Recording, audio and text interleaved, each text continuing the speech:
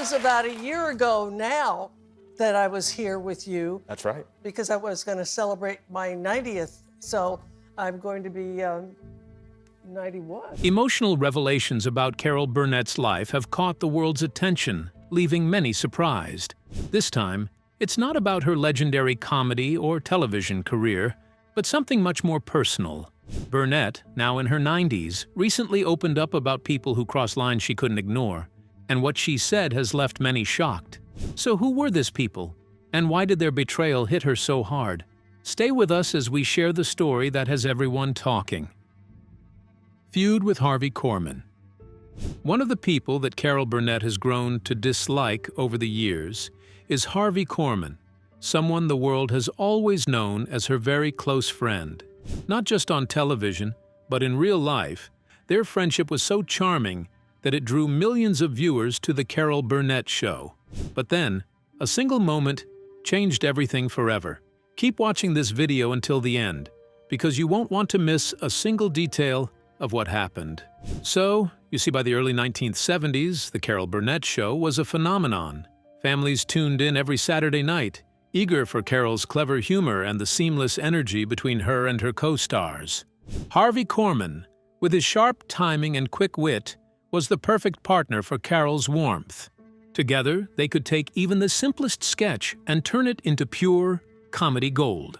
Off-camera, Harvey Korman and Carol Burnett had a friendship built on years of shared creativity, respect, and trust. They were in every way the duo fans adored. But by 1974, the cracks started to show. The show was at its peak, with millions watching and the team winning awards season after season. On the surface, everything looked perfect, but behind the cameras, things had changed. Harvey, who had always been lighthearted and playful, was growing increasingly tense. People around the set began to notice his mood swings. Bob Mackie, the costume designer, later described Harvey as grumpy and irritable, snapping over the smallest issues. Some suspected envy. Carol's stardom and her name on the show's title seemed to cast a shadow over Harvey's achievements. While he was a key part of the show's success, he struggled with feeling overshadowed. The tension had been simmering for months when it finally boiled over during a rehearsal one afternoon. The cast was preparing an episode with guest star Petula Clark, who had flown in from London. During one sketch, a lighting problem left part of Harvey's face in shadow. Normally, he might have laughed it off, but this time he exploded. He shouted, threw down his script, and let everyone in the studio know he was frustrated. And then he made a comment that cut deeper than he realized. He said, even Carol didn't notice the mistake. Carol, calm but firm, stood up. She told Harvey that if he couldn't show respect to everyone on the set, he didn't need to stay. The studio went silent. Harvey froze, then left the set without another word. The tension was palpable. Carol sat quietly, staring at the empty spot where he had been, knowing that a line had been crossed. The next day, the story was all over Hollywood. Reporters speculated about what could have caused the blow-up, and gossip filled every studio hallway. For 3 days, people tried to reach Harvey, but he avoided contact. Carol continued working, keeping her professionalism intact. Eventually, Harvey called to apologize, admitting he had lost perspective. The following day, he returned to the studio, apologized to the crew, and shared a heartfelt moment with Carol. They hugged, but the ease they had once shared was never quite the same. Harvey stayed with the Carol Burnett Show until 1977, when he sacked by Carol Burnett. This single move was a clear indication of how annoyed she was by the incident. That April meltdown became one of the most talked-about moments behind the scenes of the Carol Burnett Show. For Carol, it was a lesson that even laughter has limits, and that kindness doesn't mean letting people cross boundaries. But the story didn't stop with Harvey. There was someone else whose actions were far more shocking. Keep watching for more. Marriage issues with Joe Hamilton. Now, while life in Carol's workplace was not going as planned because of the feud with Harvey, her home too was far from ideal. And the main reason for this was a man the world saw as her partner in every sense, Joe Hamilton, who was both Carol's husband, producer, and longtime creative ally. But to understand what caused this unease in the marriage, we have to step back to how it all started. Carol and Joe's story began long before the Carol Burnett Show became a cultural landmark. Carol and Joe met in the early 1960s on another CBS program, The Gary Moore Show, where Carol was rising as a comedy star and Joe was already an established television producer. Their connection was immediate, and in 1963 Carol Burnett and Joe Hamilton married. For the next 2 decades, they appeared to be Hollywood's dream team. Joe took the role of executive producer on The Carol Burnett Show, helping shape its creative vision and guiding Carol's career behind the scenes. Together, they built one of the most beloved series in television history, filled with memorable sketches, unforgettable characters, and decades of laughter. But by the mid-1970s, the harmony between Carol's on-screen success and her home life began to crack. As The Carol Burnett Show soared in popularity, Joe started to exert more control over creative decisions. He wanted final approval on guest appearances and script direction, sometimes even trimming or ditching emotional moments Carol felt were essential to their sketches. She pushed back, believing the heart in their work was just as important as the humor. The tension grew slowly, but it was real, and it was a warning sign of what was to come. While all this was happening inside the Burnett-Hamilton household, another opportunity came from their own show's success, Mama's Family, based on the popular reports, Mama's Family sketches from the Carol Burnett Show. The sitcom was developed in the early 1980s and debuted in 1983, starring Vicki Lawrence as Thelma Mama Harper. Joe Hamilton was the executive producer on the project and owned the rights to the characters under his production company. At first, Mama's Family looked like another creative success for the team that had America, Eunice, Ed Higgins, and the whole Harper clan. But behind the cameras, Carol's marriage was unraveling, partly because of Joe's increasing self-interest in the business side of their creative world. She slowly began to realize that the man she had trusted with her career and family was quietly positioning himself, financially and professionally, in ways that didn't include her the way she had expected. Some colleagues believed Joe Hamilton was trying to separate his financial future from Carol Burnett, using their shared work as leverage for his own projects. When Carol confronted Joe about how Mama's Family was being handled, especially his unilateral control over characters that had grown from sketches she and her cast helped make famous, the response was cold. Instead of mending what was breaking, his actions widened the gap between them. The emotional blow was the first real crack in a relationship that once looked unshakable. But the personal hurt didn't stop there. Around the same time the marriage was beginning its collapse, Carol learned rumors were circling about Joe's relationship with a younger woman at CBS, whispers that made it painfully clear he was emotionally checked out long before anyone spoke it aloud. It wasn't just the betrayal itself that wounded her, but the realization that it had been going on behind her back for years. Suddenly, the home she had built, filled with hopes, dreams, and 3 daughters, felt like a place of secrets. That night, Carol sat alone at her dining table and spoke a truth she knew but had never faced out loud. "I don't recognize the man I married anymore." Not long after, in March 1983, Carol Burnett filed for divorce. What followed was one of the most bitter and exhausting court battles of her life. Joe fought fiercely for ownership and profits from the Carol Burnett Show and its spin-offs, insisting he deserved a share of what Carol had practically built by herself. The legal battle dragged on, draining Carol emotionally and professionally as she fought to protect her legacy. Through all the public scrutiny and behind-the-scenes turmoil, Carol held her head high. She continued to work, kept her professional commitments, and rarely spoke about the pain directly in public. In 1984, the divorce was finalized, and she walked away with the rights and continued earnings from reruns of her own show. Joe's share was significant, but not what he had hoped for. For Carol, the victory was bittersweet. She got the material she had poured her heart into, but lost the partner she once trusted the most. life after Joe wasn't simple. Their three daughters, Carrie, Jody, and Erin, faced their own struggles as the family adjusted to the fallout of the divorce and other challenges, including Carrie's battles with addiction in her youth and Erin's later struggles.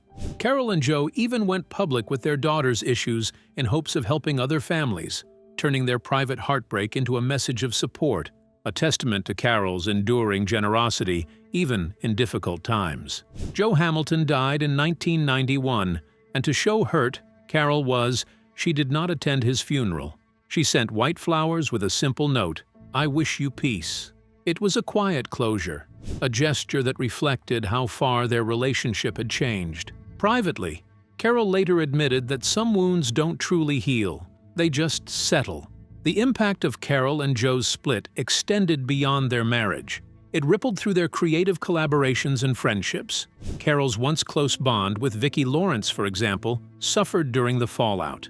Lawrence later explained that Carol distanced herself from many people tied to Joe's projects, including the Mama's Family cast, during the painful years following the divorce. Only after Joe's death did Carol and Vicki begin to rebuild their connection. Yet it will surprise you to know that it did not end with Hamilton. Cary Grant, criticizing Carol Burnett Show. Next up is the case of Cary Grant, the Hollywood legend Carol Burnett once crossed paths with in a way that didn't go as smoothly as people might think. To the world, Cary Grant was the epitome of Hollywood elegance, the sophisticated leading man whose name alone evoked class, charm, and perfect diction. For decades, his films like The Touch of Mink shaped what it meant to be a screen star. Carol Burnett, on the other hand, was the queen of television comedy, a woman whose warmth, timing, and physical humor made her a national treasure. Most people assumed that when these two icons met, admiration would be mutual. But what followed was surprisingly awkward and led to one moment that stayed with Carol more than fans might realize. That moment happened in the 1970s, years after The Carol Burnett Show became one of the most beloved programs on TV. At this point, Carol and her husband Joe Hamilton were established figures in Hollywood, moving in circles that included actors from classic cinema to modern stars. One social evening brought Carol and Joe into the same room as Cary Grant, and it seemed like a golden opportunity for a meeting of generations, comedy and classic film side by side. Carol later recalled that she and Joe had heard that Cary enjoyed watching her show, but when they sat down to talk, the conversation took an unexpected turn. According to Carol, Grant expressed strong opinions about one of her most famous recurring sketches, The Family, a segment centered on a loud, dysfunctional household that became hugely popular with audiences. Grant, it was said, didn't like those characters. He reportedly told Carol that he found the sketch unappealing and didn't enjoy seeing people yelling and fighting, even though audiences loved it. His critique wasn't delivered as a gentle suggestion. It came off as blunt criticism from a figure she had admired. For Carol, that moment was more than just a difference in taste. It felt like a personal dismissal of her craft. Her comedy was about real people, imperfections, and the truth in laughter. And to hear a Hollywood legend dismiss that in such direct terms stung. While Grant later softened his words with a polite gesture, he gave her a kiss on the cheek as they parted. The memory of that conversation stayed with her. Over time, Carol suggested in interviews that she sometimes wished she had responded differently. But she also acknowledged Grant's stature and the complexity of facing criticism from someone she respected. In private conversations, she admitted she might have said something she wished she could take back, and that she saw in hindsight that nerves and awe might have shaped her reaction at the moment. The Hollywood reaction was muted, nothing like a full-blown feud, but among those who work in showbiz, it became one of those remembered awkward encounters that everyone knows about, but few talk about openly. In the years that followed, Carol continued to speak about Cary Grant with affection and respect. She often mentioned him when remembering the famous people she met during her long career. Even though his words hurt her deeply, she never responded with anger or public criticism. Instead, she answered in a different way, with success. Within 3 years, she won 3 Emmy Awards, and The Carol Burnett Show became one of the most important and beloved programs in American television history. The Saturday Night Live snub.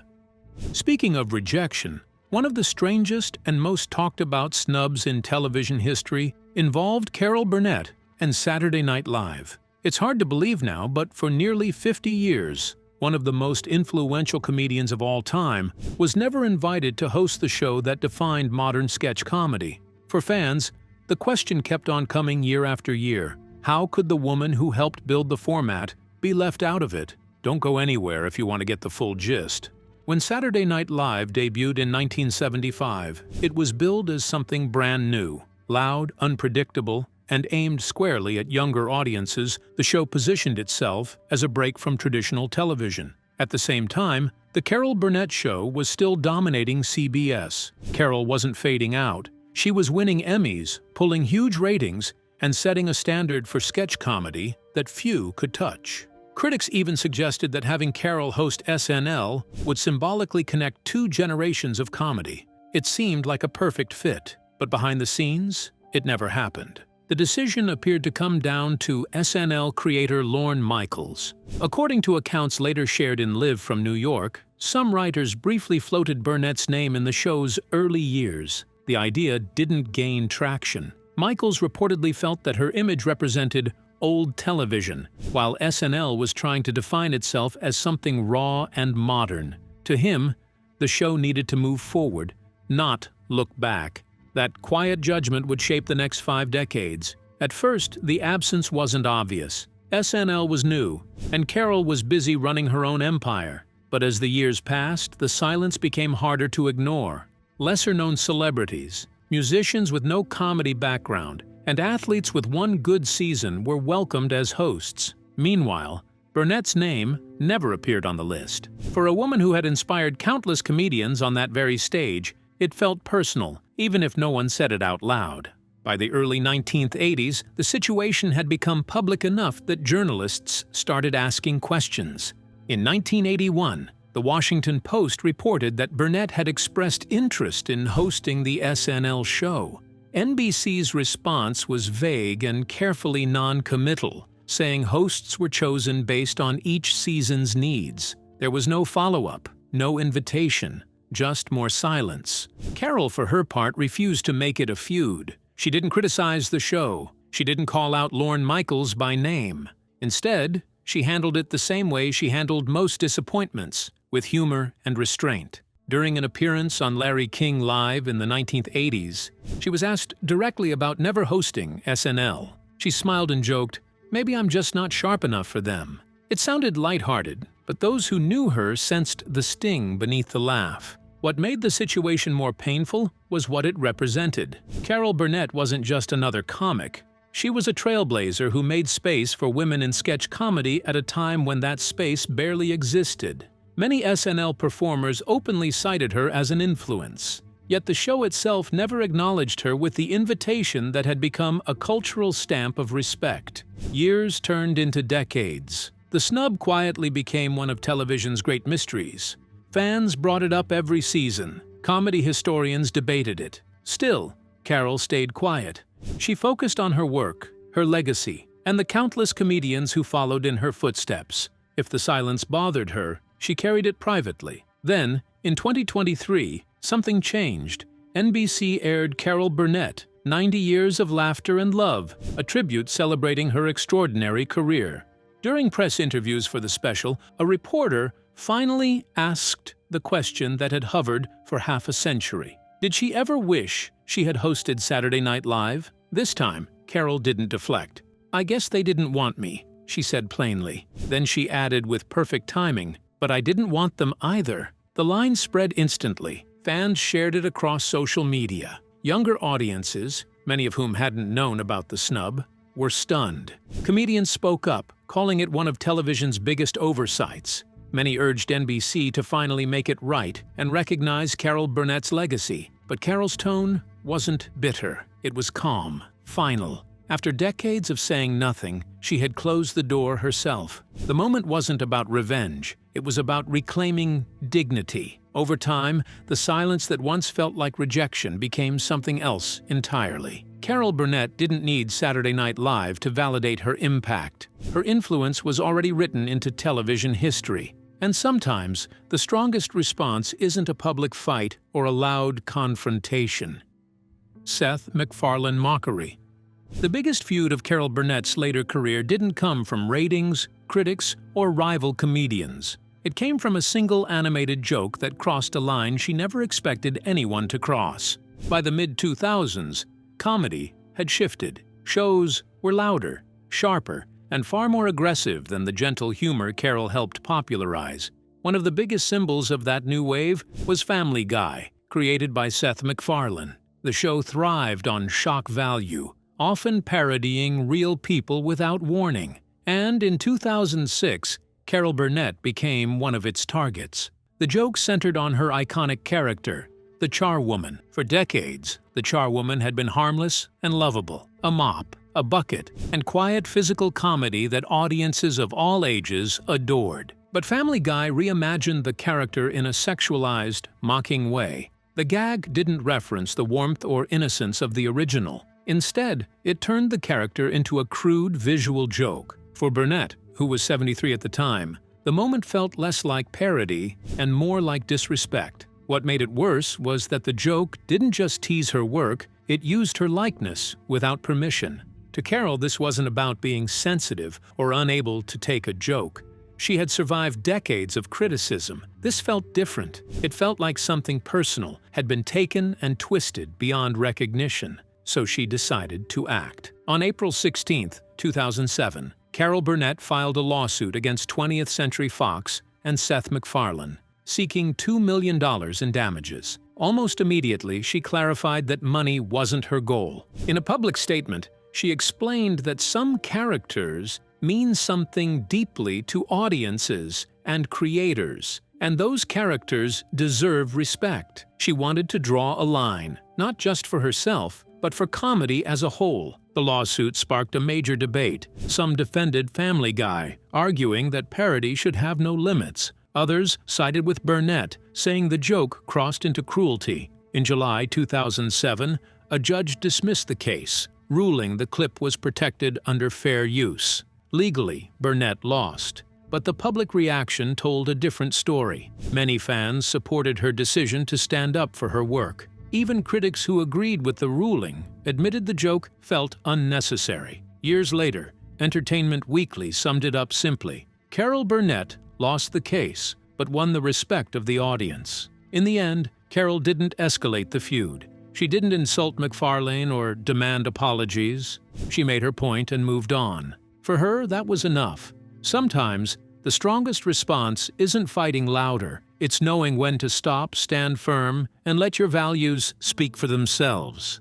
What do you think about the people Carol Burnett came to resent over the years? Did any of these betrayals shock you or change the way you see her story? Share your thoughts in the comments below. And don't forget to like, share, and subscribe for more. Also, click on the next video on your screen. You won't want to miss it.